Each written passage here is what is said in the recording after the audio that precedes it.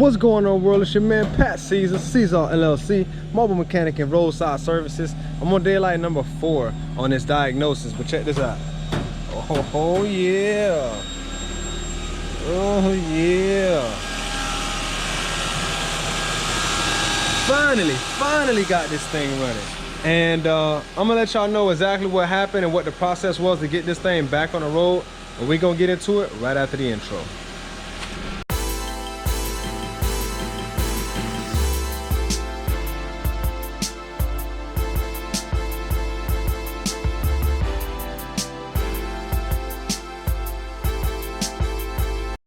All right, so first, big shout out. Oh, forgot the ABS modules unplugged. I did this because it was killing the battery, because it kept pulling that pump on. And I'll probably put this back. And I don't have a charger here to be able to see it this way. No other way. There we are. Okay, so start here. I was getting a no spark condition. The first thing, and I mean, I went out and I showed you guys that part. I went out to figure out what was going on with this car. This is one of the nice things about having a shop. And I noticed that the security light wasn't coming on. So instantly I thought, oh, well, it's gotta be a security issue. After coming and realizing it had no spark, it was getting no fuel. So I thought that, then I kind of went back and forth on it, and I was like, no, it's probably got something more to do with the crank position sensor. So I'm gonna get back, let me switch up my angles here, and I'll let y'all, we'll talk about it. So the last time I had this on my tripod, the tripod fell over and that happened. This is my other GoPro 7. So I'm recording on the new one right now. It was not in my budget and I should have got the 8, but I decided I like the 7 so much I did not want to change it. So I guess I should find a good place to put this thing. Alright, look at that thing smoking. Smoking. This thing's got all types of issues. Oil leaks, water leaks. It's got all types of problems, but that's not my problem. That's the customer, and it's up to his discrepancy whether he wants to fix it or not. So where I left off, where did I leave off? Let me think again. Okay, so it was getting no spark, it was getting no fuel. So I decided that I thought originally it was maybe the key immobilizer. No, I take that back. I thought originally it was the crank position sensor. Cause I tried to do some starter fluid in the intake, still got nothing. Then I checked the spark. Now I realized I had no spark and I had no fuel. Now this 1998 Lexus GS300 does not have a Schrader valve to test the fuel pressure. Matter of fact, it doesn't even have an external fuel filter as far as I can tell. It's literally just the only one that's on the fuel pump, and we'll get to that here in a bit.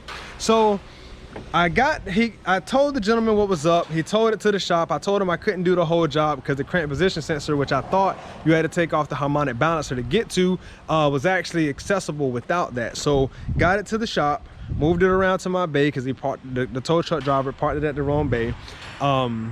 Started going in it. So, you know, the first full day of working on the car, I did a lot more testing. Basically, I was just trying to verify the evidence of what was going on. Still had no spark, still had no fuel. So once I got past that stage of testing, I came to the conclusion that it was, because he thought it needed spark plugs. I'm like, bro, spark plugs won't cause a no crank or crank no start condition. So I came to the conclusion that it may have been the key killing it, because both fuel and spark were both gone. Had Sebring Lock and Key come out here, big shout out to y'all, and they hooked it up. They did their whole thing. They were like, listen man, we can't get into the computer, there's like 2 codes that we can't see. It's probably, you know, dealer protected, but as far as I can tell, everything is good. Now what made me come to that as well is that I put my homie snap-on scanner on it, and it was reading a key immobilizer code, which I've never seen before. I can't remember the exact code, but it instantly went away. It came up for like 5 seconds and then went away. So left that alone. They came out here, they said they couldn't do anything, they couldn't find anything. So I'm like, okay, well, the security issue is not obviously an issue, even though the security light's not coming on. So trying to do research, man. There's like no information available for whatever reason about this car online. I'm very surprised too, because 2Js are very popular.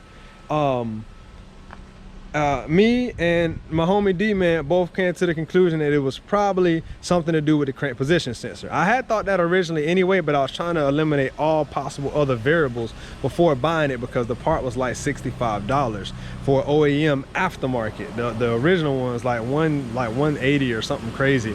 So did that, put it in. Now I got spark, but then I had no fuel. And it's like, oh my goodness, what is going on here? So what I put it. This is the old crank position sensor, and I accessed it by removing the alternator and removing the belt, and there's a bracket down there that holds the lines, which I still need to put back together. But it's right here, this plug right here, hopefully you can see that, that plug right there goes to it. So if you are looking for it, just know that it's the plug that goes towards the dampener or the harmonic balancer. So I ordered a new $165 fuel pump that I thought was going to be a full assembly like that, which this is the original one here. This is what it came with. I'm like, man, this is $165. Hey, I've built race cars in the past, and I've gotten, you know, 355 liters per minute Walbro fuel pumps for like $100. So I was very, very thrown back by a price tag of a factory pump being that much. It was, oh, it wasn't even factory, it was OEM aftermarket.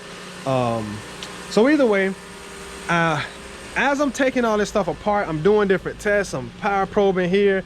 I called D-Man over to give me some assistance. He's hitting the key, I'm testing, and then he's testing and I'm hitting the key and going back and forth.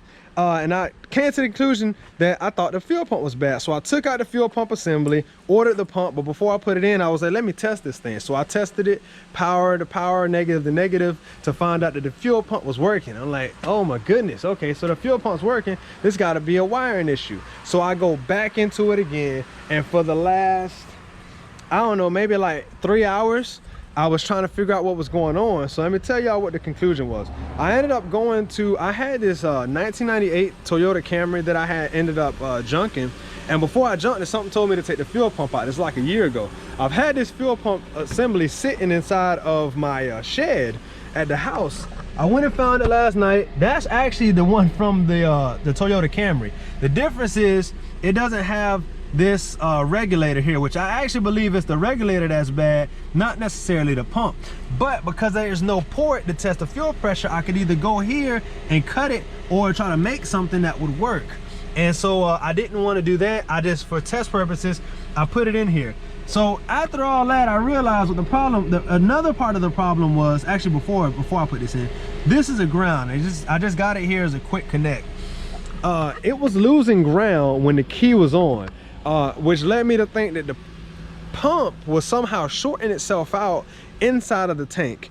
What was also revealed is this has got what's called a self-grounding tank, whereas the I guess I could just show you where the fuel pump assembly, the inside of here on when it's inside of here, there's a metal grommet that goes around that grounds to the tank. So yeah, right now I got this thing running with a new crankshaft position sensor, ground bypassing the original ground.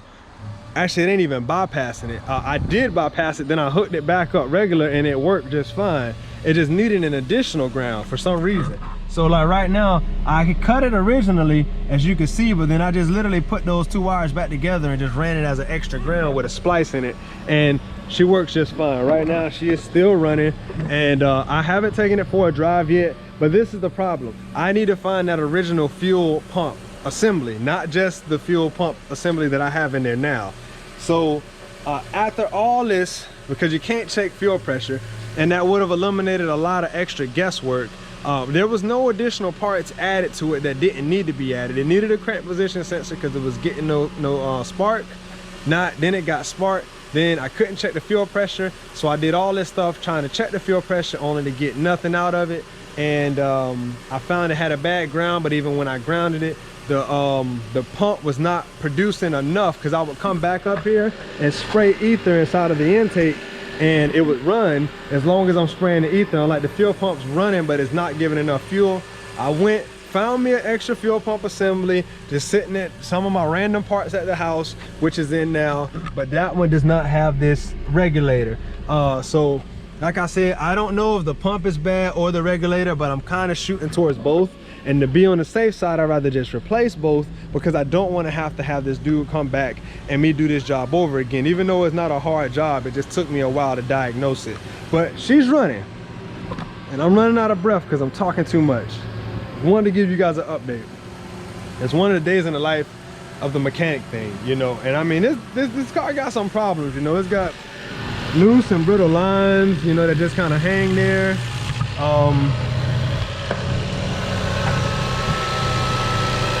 Underneath here, all the wiring is jacked up. It's missing the connectors. I don't even want to take it back out now.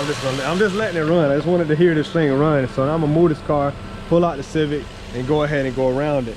But yeah, man, this thing's a cold car. It's finally together, and I'm gonna keep it together as long as possible. Let the customer know what's up, and try to find that fuel pump assembly. So yeah. What a long diagnosis. I'm sorry this is very long-winded. I know I said a lot in this video, but hopefully you grasp it. We did as much testing as possible to verify that the pump was actually functioning, and then not functioning, and then not producing enough pressure, to figuring out where the clog is possibly at. And it was in between the pump and the actual regulator, which I think is the return regulator, which is even more confusing to this whole equation. Right now, the gas gauge does not work because for whatever reason, I don't actually know why it's not working, because it worked last that I remember in the last car that it was in, which was that Camry. But as you can see, the fuel light is flashing and it's showing empty, but I know there's like a quarter tank of gas in here right now. So I'm gonna put this back together, let this thing air out, take it for a spin, and try to find me a fuel pump assembly. I hope you guys found this informational and not too much, you know, long-winded. Just wanted to break you down to the process of actually diagnosing this thing. It was very, very frustrating. I should have realized that it was also going to be something mechanical, because I want to add, I did not have any check engine lights for the crank position sensor, and I can't remember the name of the code. P03 something something, I think. I don't remember, but usually there's a crank position sensor code. It did not throw it, but it was not getting signal. When we hooked it up to the scanner and cranking it over, it was not throwing any type of wavelength signal, henceforth why I didn't get any spark. And of course the fuel pump is mechanical, so you wouldn't get a code from that either. So yeah, I'm gonna stop talking. Like, share, subscribe. Thank you guys for watching. Please tune in, like, share, subscribe it to anybody and everybody who you need to, you know, take this to take something like this and actually apply it. For whatever reason, there's not a whole lot of information out here, and so if you guys found anything from this, please let me know also in the comments below. If you guys got any other personal automotive questions or roadside assistance questions or business related questions, give me a shout at SeasallAuto.com. The link will be in the description below. And until next time, mi gente, be pro mundo beneficio siempre. Peace.